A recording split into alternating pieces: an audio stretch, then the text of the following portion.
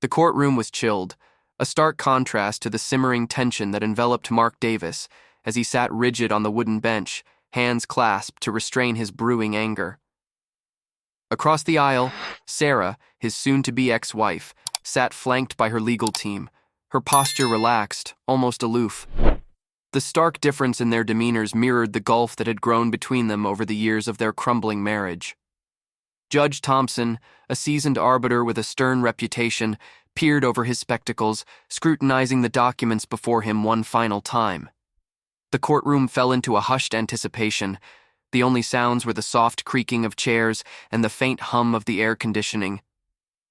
"Mr. and Mrs. Davis," Judge Thompson began, his voice resonant, filling the space with authority, "we are here to finalize the dissolution of your marriage and to establish the terms of the financial support and custody arrangements."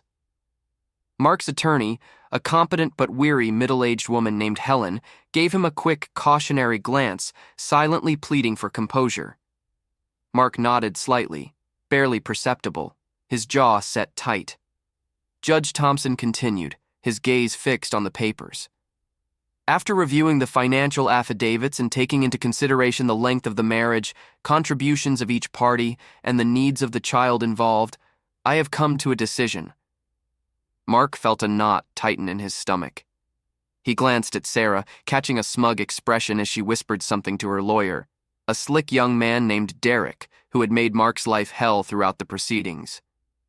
"The court hereby orders Mr. Davis to pay spousal support in the amount of $2,000 per month and child support of $1,000 per month," the judge declared. He paused, looking directly at Mark as he delivered the next line.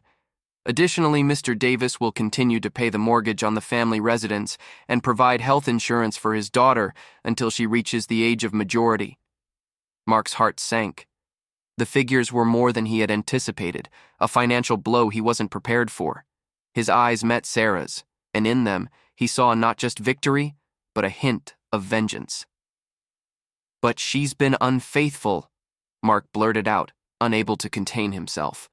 "She's manipulated everything, even this trial, through her connections." The judge's brow furrowed, his voice stern.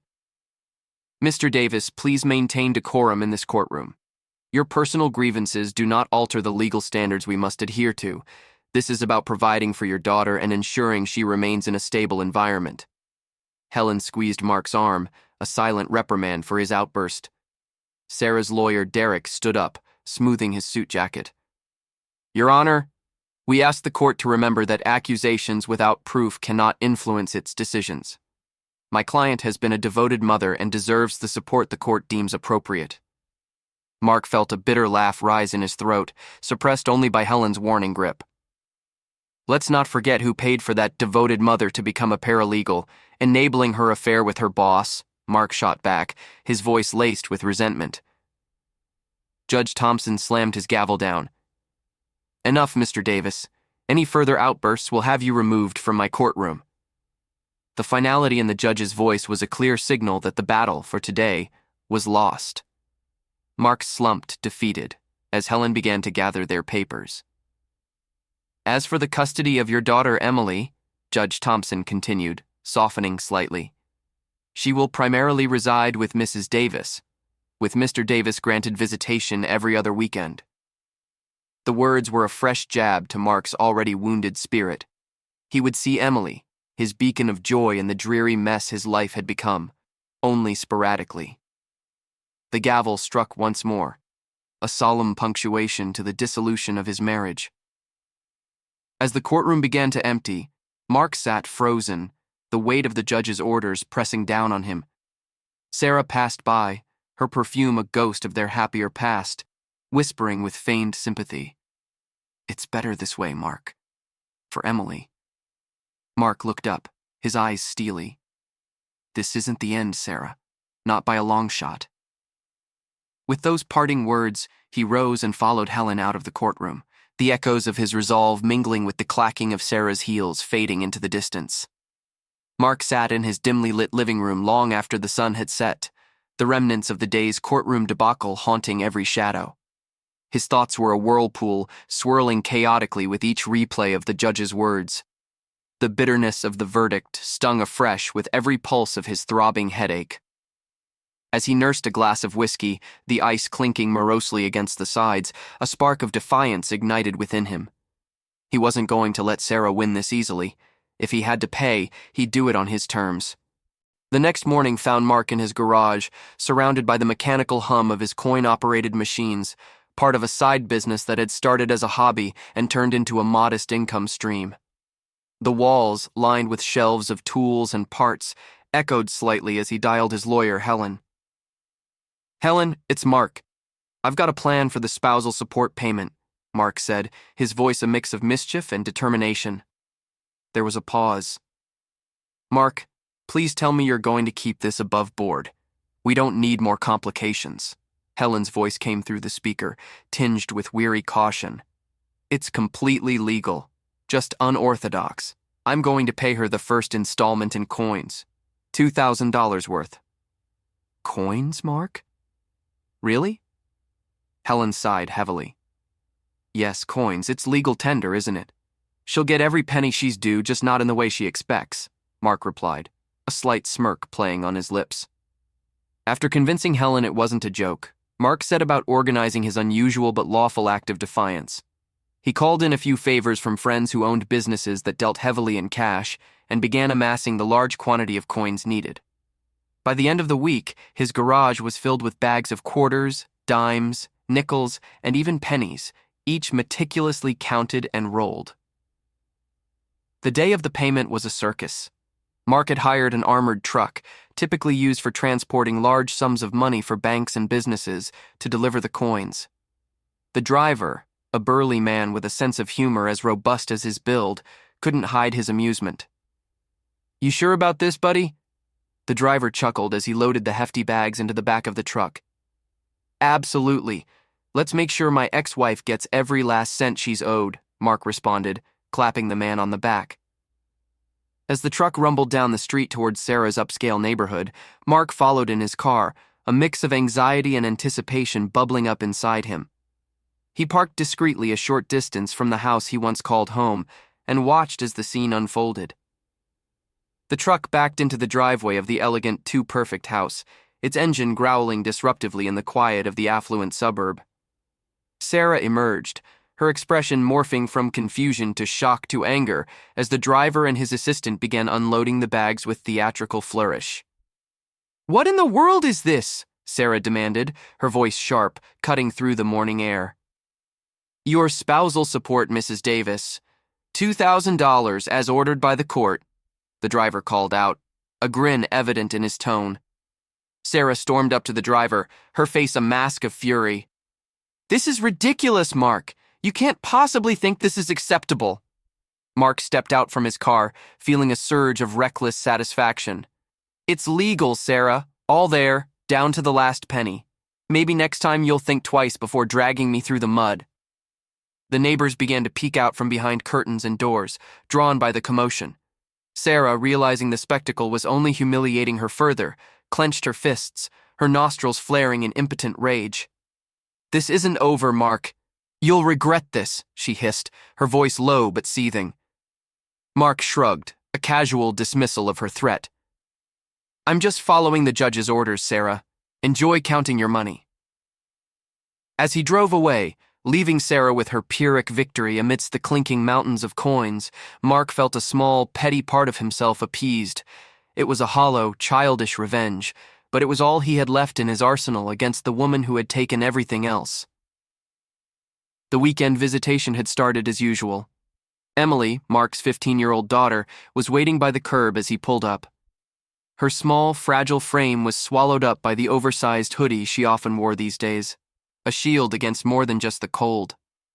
She smiled weakly as she climbed into the car, the tension palpable as they drove off, each lost in their own troubled thoughts. They went to the local diner, a place that had become their sanctuary, where they could talk openly away from the prying eyes and ears of their respective homes. As they slid into their usual booth, the waitress brought over 2 hot chocolates without needing to ask, knowing this father-daughter duo's routine well. Mark watched Emily stir her drink listlessly. "Em, you've been quiet today. What's on your mind?" he ventured, breaking the silence that had stretched a little too long. "Dad, I've been thinking about the custody," Emily began, her voice hesitant. "I don't want to live with Mom anymore. It's always about her, her problems, her new life, and I just feel like I'm in the way." Mark's heart tightened at her words, his own feelings of powerlessness washing over him anew. "I know, sweetheart. I wish there was something I could do," he murmured, his voice tinged with frustration. "But there is, Dad. I want to live with you. Can't we tell the judge that? Wouldn't he listen?" Emily's eyes were wide, pleading. There was a hope there that Mark feared to quash, yet he knew the reality they faced. "It's not that simple, Em. Your mom has the lawyers, the sympathy of the court." Mark tried to explain gently, but Emily cut him off, her desperation clear. "But you're my dad. Doesn't that count for something? You can fight for me, can't you?" She pressed, her hands clutching the warm mug as if it were a lifeline. Mark sighed, looking into his daughter's earnest, hopeful eyes. "I can try, Em. I promise. I'll talk to Helen and see what our options are. But I need you to be prepared. It might not go our way." Emily nodded, biting her lip. "I just want to be where I feel wanted, Dad. And I feel wanted with you." The raw honesty of her words stung Mark with a mixture of pain and determination. "I want you with me too, Emily. You're my world. I'll do everything I can. Let's talk to Helen together, okay?" As they left the diner, a plan forming, Mark felt a shift in their dynamic. This was no longer just about following court orders and managing weekend visits. This was a fight, not just for his rights as a father, but for Emily's happiness. A few days later, Emily and Mark met with Helen in her cluttered, book-lined office. The lawyer listened intently, her expression serious, as Emily shared her feelings. "I just don't feel at home with Mom anymore. She's different, and I'm always alone there," Emily explained, her voice steady but small in the quiet office. Helen nodded, jotting down notes. "It's powerful to hear this directly from you, Emily. It does change things, having you express your wishes so clearly. I'll draft a motion to reconsider the custody arrangement based on your testimony. It's a long shot, but it's worth trying." "Thank you, Helen," Mark said, feeling a flicker of hope. "We appreciate everything you're doing." As they left the office, Emily slipped her hand into her father's, a silent thank you for taking her plea seriously. For the first time in a long while, Mark felt they might just have a chance to turn things around. Not just in court, but in restoring the sense of family that the divorce had threatened to destroy. The days following their meeting with Helen were tense and silent. Mark spent hours in his workshop, tinkering with old machines, his mind racing as fast as his hands moved. The solitude of the garage allowed him to think, to plot. If the law wasn't going to help him, maybe there were other ways to balance the scales. As the garage door groaned shut one evening, sealing off the dimming light of dusk, Mark's phone rang. It was his old friend Joey, someone who'd seen Mark at his best and worst, someone who knew about getting even. "Hey Mark, how's it hanging, man?" Joey's voice was rough, tinged with concern. "Not great, Joey. Not great at all," Mark replied, wiping grease off his hands with a rag. "I'm thinking it's time to shake things up a bit." Joey chuckled, a sound that was more bitter than amused. "Oh? Planning a little sabotage, are we?" "You could say that. I'm thinking more poetic justice." Mark's voice was steady, determined. "Talk to me, buddy. I've got all sorts of tools for creative solutions," Joey offered, the smirk almost audible over the phone. Mark paused, considering how much to reveal. "I need information, Joey, on someone who's made my life hell. A lawyer." "A lawyer, huh? Say no more. I've got a buddy, specializes in dirt digging. What's the name?" "Derek Shaw," Mark said, the name leaving a sour taste in his mouth. "Derek Shaw. All right, I'll see what I can dig up. But Mark, be careful. This kind of game can get messy," Joey warned. "I'm past caring about messy, Joey. I just want a fair shot," Mark replied, his voice hard as steel. A few days later, Joey sent over what he'd found. Derek Shaw, it turned out, had skeletons rattling in every closet. From under-the-table dealings to compromising photos with people who weren't his wife, Shaw was far from clean. As Mark scrolled through the files Joey had sent, a plan began to form, a way to expose Shaw for the fraud he was. He called Emily to discuss the next step, knowing she had her own scores to settle. "Dad, are you sure about this? It's pretty risky." Emily's voice was cautious, a stark contrast to her usual enthusiasm. "I know, honey. But sometimes, risks are necessary. We've got to stand up for ourselves," Mark explained, trying to sound more confident than he felt. "Just promise me you'll be careful, Dad. I don't want to see you hurt any more than you already have been," Emily pleaded. "I promise, Em. And thanks for standing by me," Mark said, feeling a mix of pride and sadness. The following week, Mark orchestrated the leak. An anonymous email sent to several news outlets, a few strategically placed calls, and soon, the city was buzzing with the scandal of Derek Shaw. Photos, documents, all anonymously provided, painted a picture of a man who was not only unfaithful to his wife, but to the very law he practiced. As the story picked up traction, Mark watched, not with joy, but with a somber satisfaction. He knew this was just the beginning of his battle, but for the first time in a long time, he felt like he was taking control back. He met Joey for drinks a few days later to thank him for his help. "You sure stirred up a hornet's nest, Mark. Shaw's been suspended pending an investigation," Joey said as they clinked glasses. "It had to be done. Maybe now he'll think twice before ruining someone else's life," Mark replied, his gaze distant. "To justice, then," Joey raised his glass. "To justice," Mark echoed, the word tasting slightly sweeter on his tongue. After exposing Derek Shaw, Mark felt a spark of empowerment he hadn't felt in months.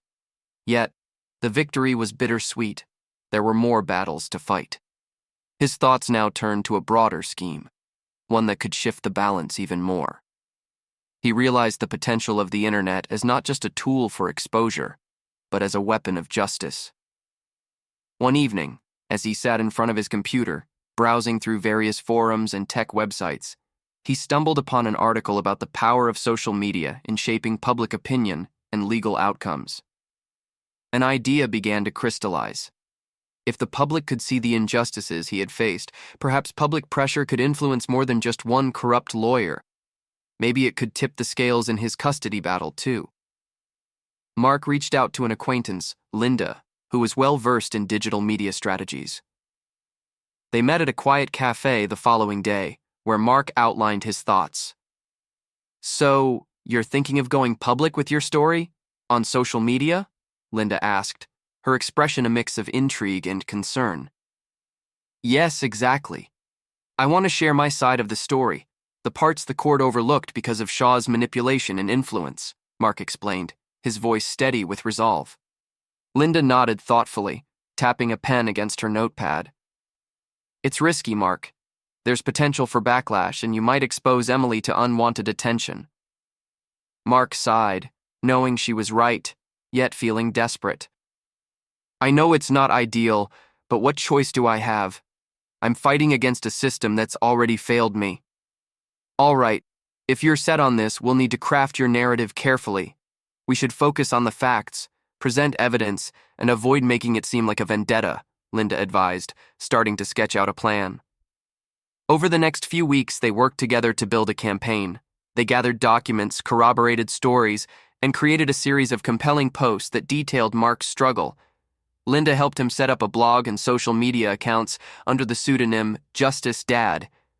The campaign launched with a blog post titled "The Battle for Emily: One Father's Fight Against Legal Corruption." It was a detailed account of Mark's marriage, the subsequent divorce, and the legal battles that followed. They paired the text with anonymized legal documents and evidence of Shaw's misdeeds. Mark nervously hit publish on the first post, his heart racing as he shared it across Facebook, Twitter, and Instagram. The response was almost immediate. Comments began to flood in, with people sharing their own stories of legal battles and offering support. "This is just the start, Linda. Let's keep the momentum going," Mark said during one of their strategy sessions, feeling a mix of anxiety and hope. They continued to release posts, each highlighting different aspects of his legal challenges and the impact on his and Emily's life. They used hashtags like #Justice for Mark and #Legal Reform to gain wider visibility. One evening, as the campaign was gaining more traction, Mark received an unexpected call from a journalist at a major news outlet. "Mr. Davis, I've been following your blog, and I'd like to feature your story in an upcoming segment about corruption in family law. Would you be willing to speak on the record?" the journalist asked. Mark hesitated, knowing this could be the exposure they needed. "Yes, I'll do it. It's time this story reached a wider audience." The segment aired a week later, bringing national attention to Mark's plight. The public's response was overwhelming, with many calling for a review of his case and legal reforms. Mark watched the segment with Emily, who squeezed his hand tightly, her eyes wide with a mix of pride and nervousness. "Dad, do you think this will change anything?" she asked, looking up at him. "I hope so, Em. At least we're no longer fighting in the shadows," Mark replied, his voice thick with emotion. As the story spread, Mark felt the tide might finally be turning, not just for him but for all the other justice dads out there. As the social media campaign gained traction, Mark noticed a change in Emily. She was more engaged, often discussing the comments and messages of support they received. However, as the public became more aware of their plight, Emily's resolve strengthened. She wanted more than just moral support. She wanted action. One crisp Saturday morning, as they sat at the kitchen table with laptops open, reviewing the latest responses, Emily turned to Mark with a serious look in her eyes. "Dad, I've been thinking a lot about our situation and what I can do," Emily began, her voice steady but filled with an undercurrent of nerves. "I want to seek emancipation. I think it's the best way for me to help our cause and to get out from under Mom's control." Mark paused, taken aback by her words. The gravity of her decision weighed heavily on him. "Em, that's a big step. Are you sure about this? It's not just about being independent. It's a serious legal process." "I know, Dad. I've done some research," Emily responded, pushing her laptop towards him, showing articles and legal documents she had found. "I think it's worth considering. If I'm emancipated, I can make my own decisions, legally." Mark read through the information, his mind racing with the implications. After a moment, he closed the laptop and looked at Emily. "Okay, let's talk about this seriously. We need to understand everything involved, the benefits and the risks." They decided to consult with Helen, who had become not just their lawyer, but a trusted advisor through their ordeal. They arranged a meeting for the following week to discuss the possibility of pursuing emancipation for Emily. In Helen's office, lined with law books and framed degrees, they laid out Emily's request. Helen listened intently, occasionally nodding as she took notes. "Emancipation is indeed a big step," Helen said, after Emily had finished explaining her reasons. "It grants you legal independence from your parents, but it also means you're responsible for your own welfare. You need to demonstrate that you can manage your own financial, social, and educational needs." Emily nodded, her determination clear. "I understand, Helen. I think I can manage it, especially with Dad's support. And it could strengthen our case, showing that I'm making a clear choice about where and with whom I want to live." Helen considered this, then slowly nodded. It could indeed be a powerful statement. However, the court will scrutinize every aspect of your life. You'll need to prove that you have a stable income, which can be challenging at your age. Mark interjected, "What if I set up a trust fund for Emily? Could that count as a form of financial stability?" "That's a good start," Helen replied. "We can also outline a detailed plan showing how Emily will manage her education and living arrangements. The more prepared we are, the better." They spent the next hour discussing potential strategies, drafting a roadmap for the emancipation process. As they left Helen's office, Emily squeezed Mark's hand, a silent thank you for his unwavering support. Over the next few months, Emily, with the help of Mark and Helen, worked tirelessly on her emancipation petition. She gathered financial records, school transcripts, and letters of support. They meticulously prepared her case, emphasizing her maturity and her ability to handle independence. Finally, the day of the court hearing arrived. Emily stood before the judge, her posture confident, but her hands betraying her nerves as they trembled slightly. "Your Honor, I'm here today to request emancipation from my parents," Emily began, her voice clear but slightly quivering. "I believe I have demonstrated my ability to manage my own affairs, and I respectfully ask the court to grant me the legal status of an adult." The judge peered down at Emily, then at the stacks of documents in front of him. "Miss Davis, this is an unusual request given your age. However, the documentation you've provided is impressive. You've made a compelling case for your maturity and independence." Emily listened, holding her breath as the judge reviewed her petition. After what felt like hours, he finally looked up. "I'm granting your petition for emancipation. Miss Davis, you are now legally recognized as an adult," the judge declared. Relief and joy washed over Emily as she turned to Mark, who was beaming with pride. "We did it, Dad." As they walked out of the courthouse, a new chapter of their lives beginning, Mark felt a profound sense of hope, not just for their legal battles, but for Emily's future, now firmly in her own capable hands. After Emily's emancipation, there was a palpable shift in the atmosphere around Mark's home. Emily, now legally an adult, took on life with a newfound fervor, her independence allowing her to pursue her studies and interests without the shadow of her mother's control. For Mark, the victory was bittersweet. He was proud of Emily's courage and determination, but knew that their fight had placed a strain on her teenage years. Mark began to refocus on rebuilding the personal aspects of his life that had been neglected during the legal battles. It was during this period of reconstruction that he reconnected with Alex Hodges, the counselor who had been instrumental in guiding Emily through her emancipation process. Alex had initially reached out to Mark to discuss a community project on legal reform based on their experiences, but their conversations soon drifted to more personal topics, revealing shared interests and perspectives.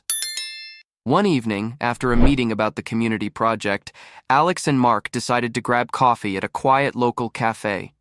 As they sat down with their drinks, the conversation turned from their project to more personal reflections. Alex: "You know, I've been thinking a lot about what Emily went through. It's not just her. So many kids face similar challenges and don't have the support she did." Mark: "It's true, and I've been thinking about that too. Your help was invaluable, Alex. I don't think we could have managed without your guidance." Alex, smiling warmly: "I was happy to help, Mark. It's more than just a job for me, you know. Helping people, making a real difference. It's what drives me." Their conversation lingered on, the cafe around them dimming into the evening. Mark found himself sharing thoughts and feelings he hadn't voiced in years, the connection between them strengthening with each shared sentiment and laugh. As they parted ways that evening, a tentative plan to meet again was made, neither acknowledging it explicitly, but both feeling the unspoken promise of deepening friendship. In the weeks that followed, Mark and Alex found more reasons to meet beyond their project. Walks in the local park, visits to the bookstore, and even a joint cooking class filled their weekends. One crisp autumn afternoon, as they walked through the park, a conversation unfolded that marked a turning point in their relationship. Mark: "You know, Alex, these past few weeks they've been something special for me. I've been so caught up in my battles that I forgot what it was like to just enjoy life, to have someone who understands and shares the same passions." Alex, looking at him thoughtfully: "I feel the same, Mark. It's been a long time since I've connected with someone like this. I look forward to our talks, our outings. It's been a highlight for me.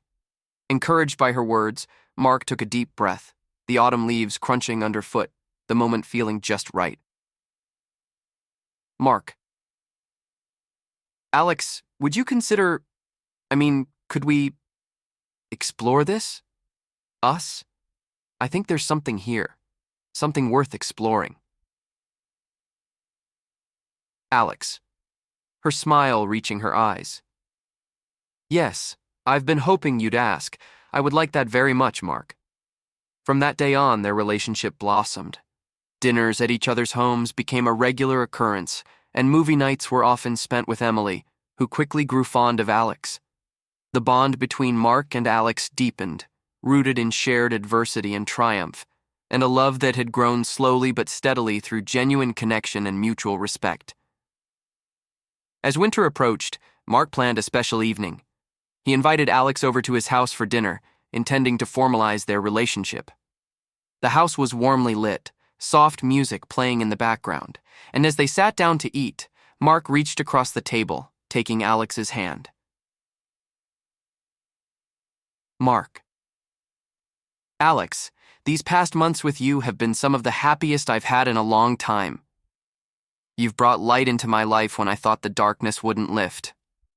I love you, and I want us to be together, officially, if you feel the same. Alex, squeezing his hand, her voice emotional. Mark, I love you too. You and Emily have become so important to me. Yes, I'd love that more than anything.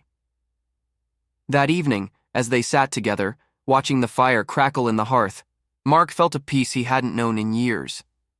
The battles may not have been over, but now he had Alex by his side, and together, they looked forward to a future filled with hope and love. As winter thawed into spring, the world around Mark seemed to echo the warmth and renewal he felt within. Emily was thriving in her newfound independence, excelling in school and even starting an internship at a local law firm, inspired by her own legal battles. Alex had moved in, her presence turning Mark's once solemn house into a home filled with laughter, conversation, and love. But amidst this newfound happiness, Mark knew there was one last piece of business to attend to. The final court appearance to settle all outstanding issues with Sarah. The hearing was to finalize the spousal support adjustments and custody arrangements now that Emily was legally emancipated. On the morning of the hearing, Mark stood before the bathroom mirror, straightening his tie, his reflection steady. Alex came up behind him, wrapping her arms around his waist, resting her chin on his shoulder. Alex. You ready for today? Mark. Meeting her eyes in the mirror. As ready as I'll ever be, whatever happens, knowing I have you and Emily makes everything easier. Alex. We're with you no matter what. Emily's waiting downstairs. Let's do this together. At the courthouse, the atmosphere was tense. Sarah was already there, her face a mask of stoic indifference.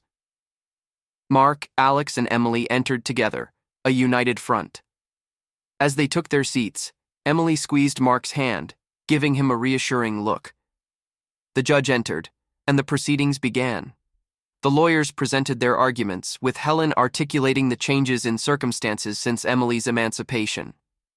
She argued for the termination of Mark's spousal support, given the new dynamics and Emily's independence. Sarah's lawyer contested, arguing that the original agreements should stand despite the emancipation. The tension in the room was palpable as each side made their case. Finally, the judge asked to hear from Emily herself. Emily. Standing confidently. Your Honor, since being emancipated, I've taken control of my life and finances. My father has been an incredible support, not just financially, but in every aspect. Continuing spousal support under these altered circumstances doesn't reflect the reality of our lives now. The judge nodded, taking notes. After a brief recess, he returned with a decision. Judge. After reviewing the changes in circumstances and hearing the testimonies, I am adjusting the original agreements. Effective immediately, spousal support will cease. Mr. Davis has fulfilled his obligations. Sarah's face tightened, a flicker of annoyance crossing her features, but she said nothing. Judge. Furthermore, I commend Miss Davis for her maturity and Mr. Davis for his support. This case is now closed. Relief washed over Mark as he turned to Emily and Alex, his heart full. Mark. It's finally over. We can move on now. Emily. Smiling brightly. I'm so proud of you, Dad. They walked out of the courthouse together, the spring sun bright above them. Later, they decided to celebrate at their favorite restaurant. Over dinner, Mark raised his glass in a toast. Mark. To new beginnings, to family, and to a future where we face everything together. Alex. And to love, which brought us all together and made us stronger. The laughter and chatter around the table were the sounds of closure and hope. Mark felt a profound peace, knowing that the struggles of the past had paved the way for a brighter, more joyful future. As they left the restaurant, Emily between Mark and Alex, their linked hands were a testament to their unity and strength. The battles were behind them, and ahead lay only possibilities. Mark knew that whatever the future held, they would face it as a family, and that was all that mattered. Thank you for joining us on this emotional journey. If today's story resonated with you, or if you've experienced similar challenges in your relationships, remember you're not alone. We hope this video offers some insight or comfort as you navigate your own path forward. Don't forget to like, subscribe, and share your thoughts in the comments below. We value your perspectives and would love to hear your stories too. Join us next time for another profound exploration of the heart's resilience. Until then, take care and keep seeking your truth.